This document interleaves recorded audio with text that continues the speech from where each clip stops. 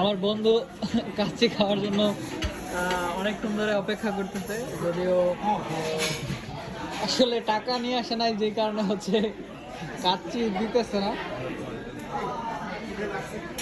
ও অনুভূতি কি তোমার আসলে? তোমার অনুভূতি কেমন বন্ধু? এই যে তোমার সামনে শুধু টাকা আনো নাই দেখে প্লেট দিছে, কাচ্চি দেয় না, এটার অনুভূতি কি তোমার? আর কি করবো, রাসেল নিয়ে আসলাম, আমি আসলাম। আসলে না মানে তুমি এই যে তোমার সামনে যে প্লেট, খালি প্লেট দিয়ে রাখছে কিন্তু কাচ্চি দিতেছে না, তো এইটা তুমি আসলে কিভাবে দেখো?